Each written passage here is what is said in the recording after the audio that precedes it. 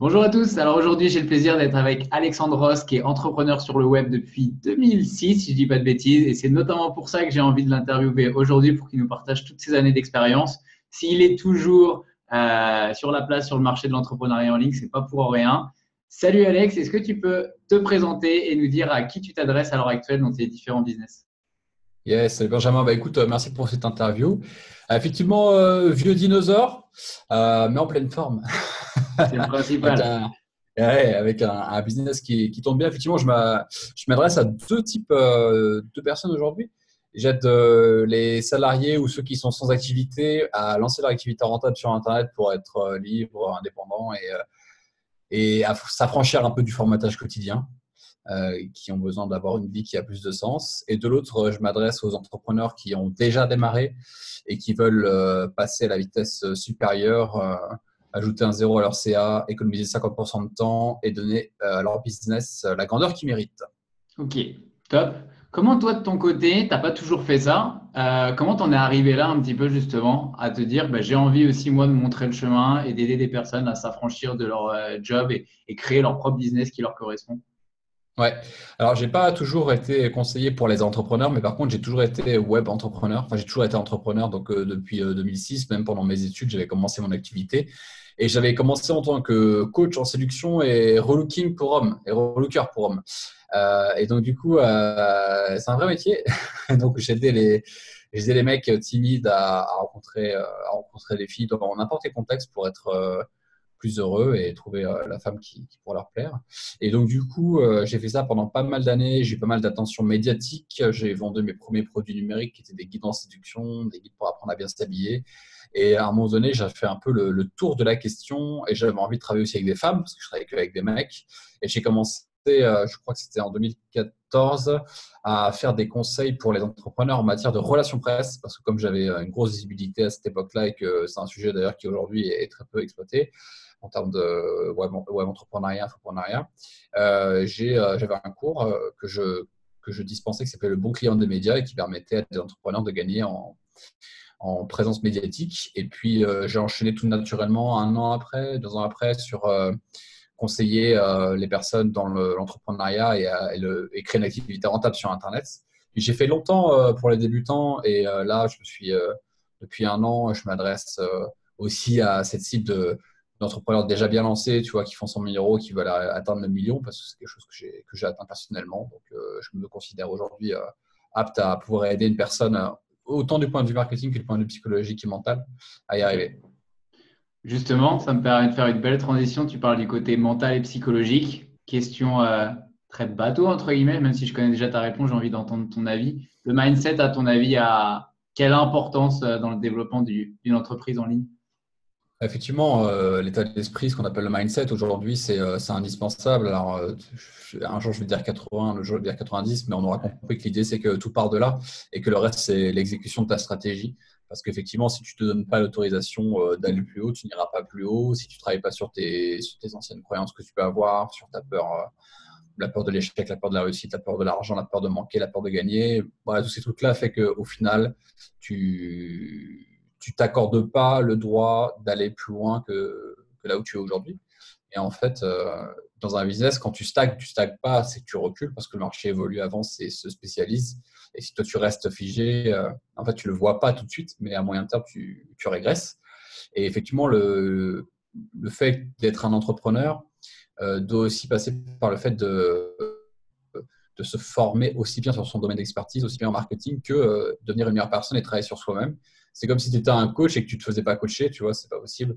Bah, qu'entrepreneur, c'est pareil, tu peux pas entreprendre et pas entreprendre la personne que tu es toi-même, en fait, tu vois, être l'entrepreneur de son propre développement, ça me paraît absolument indispensable. Et quand tu vois les entrepreneurs qui réussissent ou les très très grands entrepreneurs très connus, ils ont aussi un état d'esprit qui est très différent de la masse, en fait. Ce qu'ils peuvent dire, ce qu'ils peuvent penser, comment ils peuvent agir, etc. Et tu te rends compte, en fait, que effectivement, quand toi, tu l'appliques et que tu as décidé de devenir la personne que tu seras demain, eh bien, c'est ce qui te permet effectivement d'aller chercher de nouveaux résultats, parce que c'est en faisant ce qu'on fait tous les jours qu'on obtient toujours les mêmes résultats. Donc, la magie, c'est toujours en dehors de la zone de confort, quoi. Donc pour toi, c'est vraiment la base pour un entrepreneur, justement, celui qui veut réussir, qui démarre ou qui soit déjà rendu un beau chiffre d'affaires, de se faire accompagner aussi bien sur le côté personnel, finalement, développement personnel, comme tu disais, et le côté marketing à côté. Ouais, et je sais plus quel entrepreneur disait qu'il n'y a rien de pire qu'un mauvais mariage pour un entrepreneur, tu vois. C'est-à-dire que si tu as une vie personnelle à chier et que tu es en phase de divorce ou que tu as été divorcé plusieurs fois, etc., en fait, tu te rends compte que la plupart des gens n'ont pas de problème de business. La plupart des gens, ils ont un problème personnel qui ont un impact sur leur business, en fait. Et donc, du coup, si tu ne travailles pas effectivement cette partie-là et de devenir une meilleure personne, travailler ton couple ou autre, il y a de grandes chances que ça influence tes résultats. Et le truc est que tu as des entrepreneurs qui peuvent être des naturels, c'est-à-dire des gens qui vont tout seuls arriver à des business à 1 million, 5 millions, etc. Et 10, mais ils iront jamais au-delà. En fait, ils seront capés à un moment donné et ils iront pas trouver le pourquoi du comment. Par exemple, moi, mes parents, ils sont entrepreneurs, ils sont restaurateurs depuis 22 ans et ils ont à peu près le même chiffre d'affaires depuis 10 ans. Et la rentabilité, pareil, qui fluctue et qui n'est pas ouf. Et en fait, il y a pas mal de décisions qui peuvent être prises aujourd'hui, mais il y a une très grosse peur. Donc, moi, je les accompagne dans leur du point de vue stratégie de développement, présence sur Internet, ça marche très bien. On a augmenté leur chiffre d'affaires de leur réservation de 20 à 30% sur la période creuse. Mais le reste est entre leurs mains. C'est pas moi qui prends la décision, tu vois, de couper des trucs pour les marges, de recruter différemment, de penser différemment, de penser comme une équipe et pas à se dire bah, c'est le serveur qui est nul ou la nouvelle recrue en cuisine qui est nulle. Tu vois, c'est pas nous. Bah, si tu la recrutes, c'est que c'est toi quelque part. Donc voilà, ça, c'est des choses qui sont pas encore prêts à entendre. Bon, ils ont fait un bout de chemin depuis que moi je me lance, enfin depuis que je me suis lancé en tant que conseiller il y a plusieurs années. Le fait qu'ils viennent à mes séminaires et tout ça, ça leur a vraiment ouvert l'esprit. Mais voilà, si je donne cet esprit-là, cet exemple-là, c'est pour expliquer qu'effectivement, à un moment donné, si tu travailles pas sur les choses vraiment qui comptent, c'est-à-dire tes croyances que tu as, etc., ça capte automatiquement. Et je pense que là, depuis que tu es lancé, toi, est-ce qu'il y a un moment aussi où tu as senti que tu étais vraiment capé, justement, comme tu le dis? Et c'est quoi vraiment les gros challenges, si tu devais dire, je sais pas, deux gros challenges que tu as rencontrés ces derniers temps et comment surtout tu as réussi à les transformer, comment tu as réussi à les résoudre derrière ces challenges-là? Ouais, bah, je peux te prendre l'exemple le plus récent parce que c'était un peu une crise existentielle. Je prends un grand mot parce que n'importe qui te dirait bah, t'as un business qui a 1 million d'euros, t'es pas content? Bah non, je suis pas content parce que j'ai l'impression que je m'exprime pas à ma juste valeur, j'aide pas mes clients idéaux, je suis que sur une niche particulière que j'aime beaucoup, mais je pourrais faire beaucoup mieux. Et donc, du coup, récemment, j'ai sorti un mastermind qui s'appelle le Cercle, la destination des entrepreneurs qui font 6 chiffres et qui veulent scaler. Et le truc, c'est que j'ai longtemps hésité à sortir un mastermind. En fait, c'est un truc que j'aurais dû sortir il y a 2 ans. Et je sais pas, je n'arrêtais pas de postponer. J'avais toujours une bonne excuse, j'avais toujours un événement à faire, un nouveau lancement à faire, etc. Et à un moment donné, j'ai travaillé sur le pourquoi, tu vois, pourquoi tu ne te lances pas vraiment, pourquoi tu n'exprimes pas ta propre grandeur aussi pour les entrepreneurs qui t'attendent, parce que lorsque tu as des rendez-vous, lorsque tu as des événements, et que peut-être ces gens-là, ils adorent, donc il est temps d'officialiser tout ça. Et j'étais bloqué, enfin j'étais bloqué dans mon ancien univers qui m'apportait mon million safe et me dire je vais dans l'inconnu, tu vois. Et donc, j'ai appliqué mes propres conseils. Je me suis fait coacher, je me suis remis en question, j'ai changé mes routines. Et donc, du coup, j'ai sorti ce projet qui marche très, très bien, où j'ai une dizaine de membres qui sont rentrés en même pas 2 semaines alors qu'il n'y avait rien. En fait, c'était juste une page de vente et une idée. Et, euh, et c'est top, en fait. Et donc, du coup, c'est ce qui va me permettre aussi cette année d'aller chercher de nouveaux challenges et de nouveaux résultats et de scaler le cercle aussi à un autre niveau. C'est top de ta part de partager, comme tu l'as dit, cette mini-crise entre guillemets existentielle. Je pense qu'il y en a beaucoup qui se diraient, comme tu l'as dit toi-même, il est à 1 million d'euros, il est à l'île Maurice, pourquoi il se plaint? Donc c'est top de pouvoir montrer que toi aussi tu rencontres des challenges. Tu l'as dit, tu t'es fait accompagner par un coach et c'est ça qui t'a permis justement d'avoir ce déclic et de te dire, mais merde, en fait, pourquoi je l'ai pas encore fait et vas-y, maintenant j'y vais. Ouais, en fait, je savais, hein, j'avais en tête que j'avais un truc qui n'allait pas. Je me dis, putain, c'est bizarre, j'ai pas l'impression d'être 100% à ma place. J'ai pas une bonne énergie en ce moment, tu vois. C'est-à-dire, tu commences tes journées et tu t'évites un peu l'ordinateur, t'évites d'avancer sur les trucs. Tu te dis, ah, c'est bizarre. Ça persiste. Et après, tu te sens pas bien, tu as des symptômes, tu vois, la fatigue, pas la pêche, tu vois. Et donc, je me suis dit, je pense qu'il y a un truc au niveau du boulot que je peux changer, que je peux améliorer. Et j'avais déjà, tu sais, en fait, c'est un boulot de l'inconscient. Dans l'inconscient, tu sais déjà ce que tu dois faire. Si tu fais pas ce boulot en coaching ou en formation, tu t'en aperçois jamais et ça se transforme en frustration. Et puis dans ta vie personnelle, ça a des résonances négatives dans tes relations, etc. Donc, du coup, j'ai dit, OK, j'en parle à un pote qui me conseille un coach, etc. J'en parle. Et effectivement, je me suis engagé dans un coaching qui m'a permis de me recentrer sur ce que je vais faire et d'arrêter aussi de te dire si tout va bien, tu vois, genre, tu mets de côté un sujet qui est en fait important et de le faire suffisamment tôt et m'engager à passer à l'action sur ce que je vais faire. Donc, ça m'a bien aidé, ça. Ok, génial.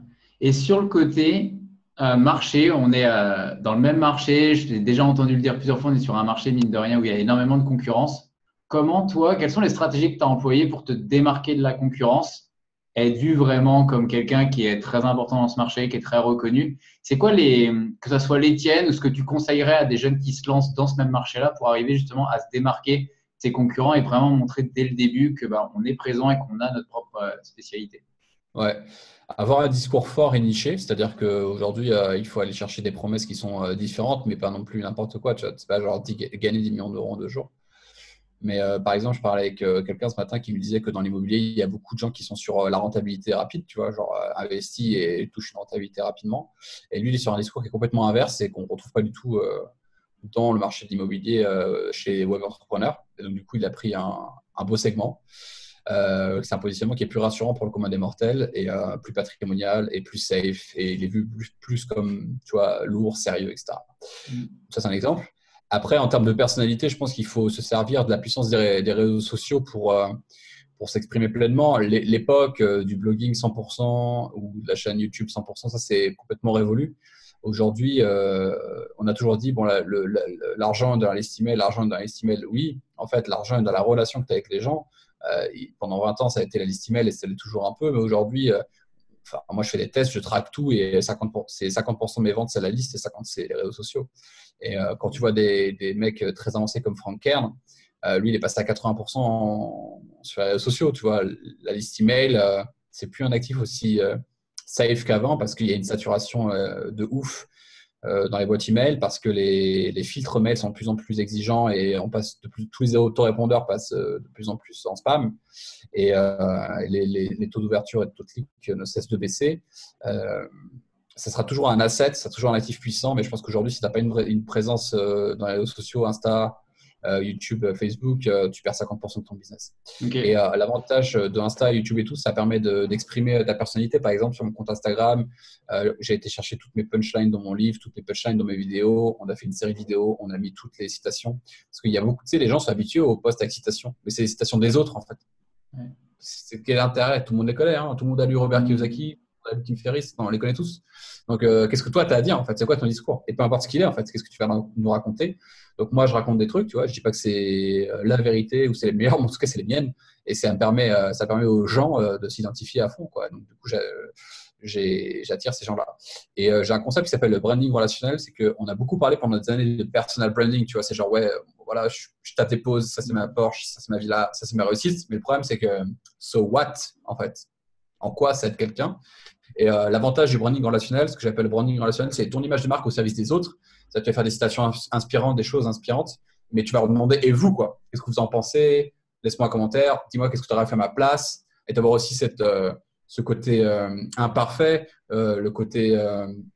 toi aussi, tu as ce qu'on vient de faire, en fait, me confier sur une difficulté que j'ai vécu et de ne pas être le Robocop parfait qui réussit tout, toi, parce que quand tu réussis tout, tu es méga expert, tu ne connectes pas avec les gens.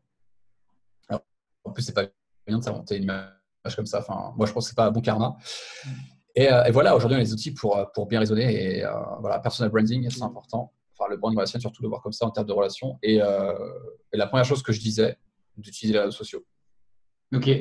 Si finalement, justement là, demain, entre guillemets, tu devais repartir à zéro, Alexandros devrait repartir à zéro, qu'est-ce que tu te conseillerais à toi-même ou qu'est-ce que tu conseillerais tout simplement à un jeune qui se lance en 2019? Tu as le côté branding relationnel, tu disais, aller sur les réseaux sociaux. Est-ce qu'il y a d'autres choses que tu pourrais justement conseiller en plus déjà de ce que tu viens de dire qui est déjà énorme?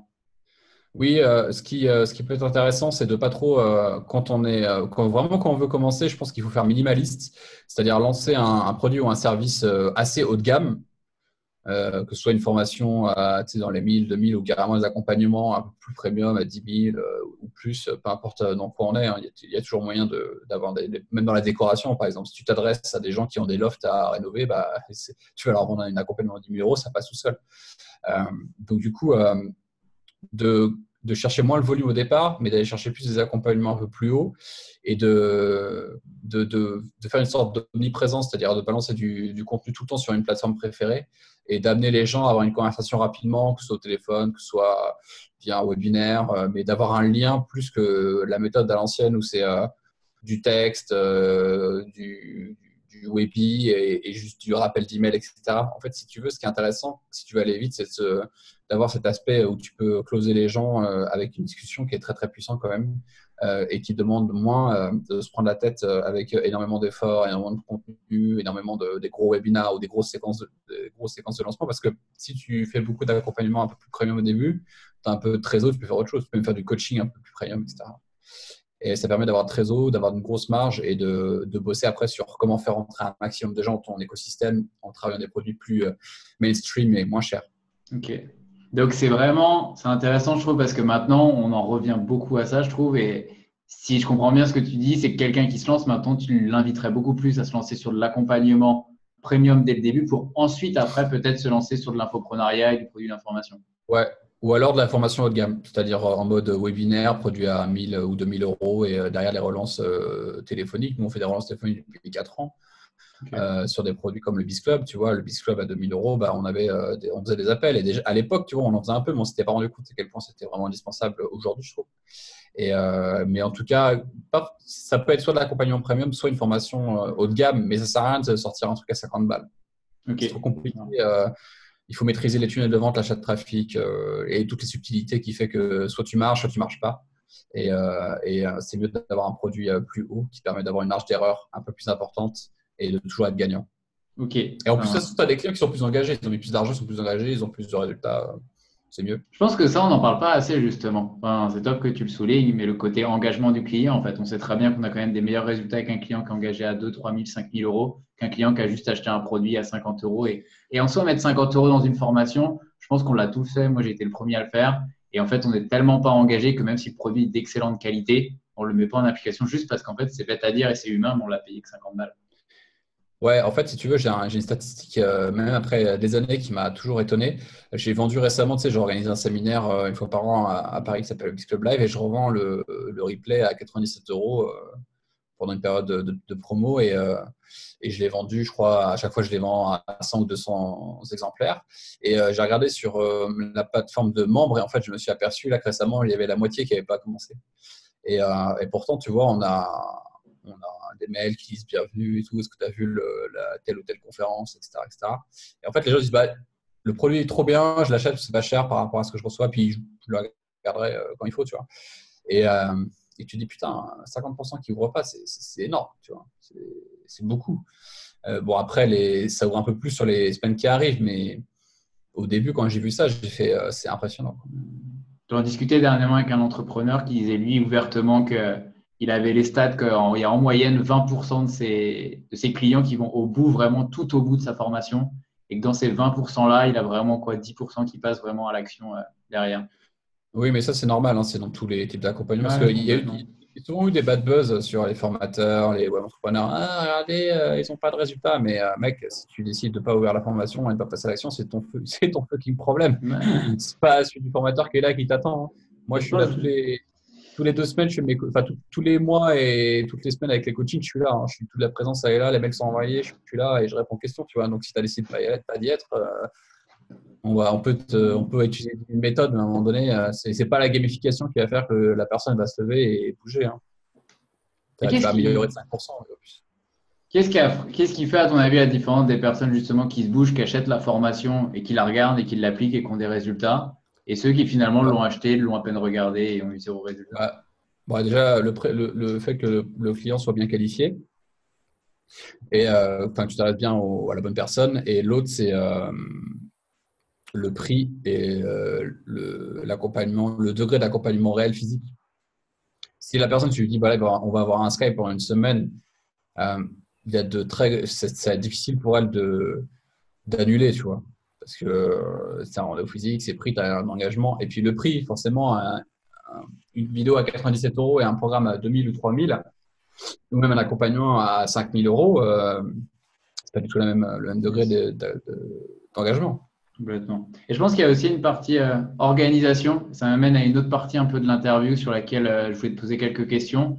Sur comment toi, en ce moment, tu as le lancement du cercle, tu as également les clients sur le Biz Club à gérer et bien d'autres choses à gérer, je pense. Comment tu arrives à t'organiser pour gérer tout ça justement et arriver à déléguer certaines choses ou non? Écoute, c'est très simple. Moi, j'ai un directeur exécutif qui s'occupe de mettre en place l'automatisation, la délégation de notre entreprise, qui fait qu'on a des process qui nous permettent d'agir par pôle. Donc, le pôle service client, le pôle réseaux sociaux, le pôle marketing, etc. Et donc, du coup, je suis déchargé de la plupart de trucs qui me créent des interruptions inutiles. Et, et du coup, ça permet vraiment d'aller choper ton degré d'excellence et de bien te focaliser sur là où tu es bon et comment tu peux faire les choses. Donc, sur le cercle, par exemple, pour les primo-candidats, c'est Gaël, donc mon directeur exécutif, qui va les prendre au téléphone. Et s'il considère que ça sert à rien, la personne n'est pas adaptée et qu'on ne va pas pouvoir l'aider, on ne m'enverra pas le call, en fait. Je n'aurai jamais en call. Il m'enverra que les gens qui sont très, très qualifiés. Donc, déjà, comme ça, j'économise un temps fou. Et lui, il fait la fiche de chaque personne, le profil, etc. Et sur le Biz Club, je suis extrêmement organisé. J'ai un live par mois, je réponds aux questions tous les 48 heures. Donc, je me donne des créneaux, mais ça ne me prend pas beaucoup de temps. Et ça nous permet, effectivement, en étant mieux organisé, d'avoir des pôles bien délégués, bien segmentés, d'avoir ce temps pour tout gérer. Et plus on va avancer, et plus dans la partie Biz Club, il y aura des anciens Biz Clubbers qui vont faire une partie du travail que je faisais avant. Et ça marche très bien d'ailleurs. Je l'ai fait en partie là, cette dernière année. C'est cool. Ça crée une vraie famille. Donc, tu as des anciens clients qui font des nouveaux tutos aujourd'hui, qui font plein de trucs à l'intérieur, qui font des modérations de commentaires, qui répondent aux questions parce qu'ils connaissent par cœur la formation. Donc, ça, c'est top. Donc pour toi, vraiment, la clé, c'est le côté délégation, de le faire hyper rapidement, en fait, de se mettre à déléguer hyper rapidement, peu importe le stade où on est rendu. Ouais. Et le premier pôle, pour ceux qui débutent ou qui sont intermédiaires, c'est le service client. Si aujourd'hui tu fais 50 000 euros, même 30 000 euros, et que tu as encore un service client à ta charge, c'est que you're wrong. Okay. C'est pas bon. Yes. Au niveau de. Je trouve qu'on n'en parle pas assez. Moi, c'est un truc qui m'a longtemps touché quand je me suis lancé, le côté solitude de l'entrepreneuriat. Comment toi, tu l'as vécu? Comment tu as réussi à t'entourer d'autres entrepreneurs, si tu l'as fait? Comment tu as géré ce côté solitude de l'entrepreneur, surtout qu'on est tous des solopreneurs? Alors, lorsque j'ai commencé à entreprendre dans le coaching sélection, j'étais quand même avec une équipe, c'est-à-dire qu'on était plusieurs coachs associés. Donc là, on n'était pas vraiment seul. Puis après, quand j'étais tout seul, j'avais quand même une équipe de coachs. Mais effectivement, en termes de boulot, j'étais seul. Mais j'ai rapidement délégué. Quand j'ai eu un flux constant de trésor, j'ai rapidement eu des gens qui m'aidaient dans le service client ou dans le développement du site, etc. Donc après, quand tu te sens seul, le meilleur truc à faire, c'est d'aller à des séminaires, d'aller à des formations, d'intégrer des masterminds. Et je dois dire que j'ai jamais trop subi la solitude parce que j'étais à Paris pendant 15 ans et donc à Paris, il y avait toujours moyen d'aller quelque part dans un événement et tout. Quand je me suis senti prêt, j'ai commencé à faire des événements, c'était en 2000, c'était tard, 2013 ou 2014. Et j'en ai fait beaucoup en 2016-2017. Et puis après, en 2018, je me suis installé à l'île Maurice. Enfin, c'est fin 2017, donc je l'ai fait un petit peu moins. Mais maintenant, j'ai mon propre mastermind. Donc, c'est indispensable d'aller s'aérer l'esprit, de rencontrer des personnes. Il y a tellement de choses à faire, surtout en France. Moi, je suis à Maurice, il y a quand même des choses à faire. Donc, en France, il ne faut pas hésiter à en profiter. Carrément. Carrément. Une dernière question que j'aime bien poser, une question que j'ai piquée dans le livre de Timothy Ferriss, dans son dernier livre. C'est quoi le meilleur investissement que tu as fait là sur ces 6 derniers mois, dernière année, à moins de 100 dollars, à moins de 100 euros, qui a vraiment été important pour ton business? Je peux t'en trouver un plus de 10 000 euros, mais à moins de 100 euros. Si, à moins de 100 euros, c'est ma visite chez l'ostéo la semaine dernière. Ok. Qui t'a permis, toi, de te rebooster niveau santé. Ouais, complètement. Génial. Bah, écoute, merci beaucoup, Alex. Je te laisse conclure en nous disant un mot de ce qu'est exactement le cercle, qui est vraiment le gros projet du moment, ton mastermind. Si tu veux nous en dire quelques mots et expliquer comment ça se passe et comment ça se déroule. Ouais, carrément, avec grand plaisir. Je te remercie de m'accorder ce temps de parole. Donc, comme je disais en intro, le cercle, en fait, ça s'adresse vraiment aux entrepreneurs qui réalisent ces chiffres, c'est-à-dire 100 000 euros minimum par an ou 10 000 euros par mois les derniers mois, et qui veulent scaler leur entreprise, ajouter un zéro à leur chiffre d'affaires, donc passer à 7, d'économiser 50% de temps dans leur organisation. C'est pour ça que nous, on a un pôle automatisation délégation qui est extrêmement important au sein du cercle. On va en parler sous forme d'intervention, sous forme de conférence, sous forme de coaching, et donner à leur business la grandeur qu'ils méritent. Donc, ça s'adresse un peu aux entrepreneurs, et même totalement aux entrepreneurs. C'est 1% qui savent qu'ils peuvent aller plus loin, qui savent au fond d'eux qu'ils ont ce potentiel. Ils n'arrivent pas à le débloquer, ils sont à ça, et ils ont besoin d'inspiration, de coaching et de présence d'entrepreneurs dans le même état d'esprit pour lever up. Et le cercle, c'est pas un mastermind comme les autres, c'est pas un grand rassemblement où on network, on parle dans des lieux cool, et puis on repart et on n'a pas avancé. On est focus sur qu'est-ce qu'on va implémenter, et c'est un mastermind de la performance. C'est pas un mastermind du réseautage. Donc ça, c'est important. Et on a tous le même état d'esprit. On n'est pas en mode compétition qui c'est qui a la plus grosse. On est là en mode émulation positive. Qu'est-ce qui fait que là, on a tel membre qui a fait une action, il a gagné 500 000 euros en plus ces dernières semaines. Qu'est-ce qui s'est passé? On analyse, on voit, on implémente pour chacun notre tour. Et j'ai des entrepreneurs, c'est tous web entrepreneurs, hein, 90%, et ceux qui ne le sont pas à 100% utilisent Internet pour développer leur business, et ils font entre 150 000 euros et 2,5 millions de chiffre d'affaires. Voilà. Donc, pour ceux qui sont motivés, chauds, qui veulent passer à l'action et travailler, scaler, qui me contactent. Chaud, ça marche. Et bah top, je mettrai les liens juste en dessous de cette interview. Merci beaucoup, Alex, en tout cas, pour ce temps et pour cette interview. Et puis, je te dis Avec à plaisir. très bientôt. Ciao. Salut à toi et merci encore. Ciao!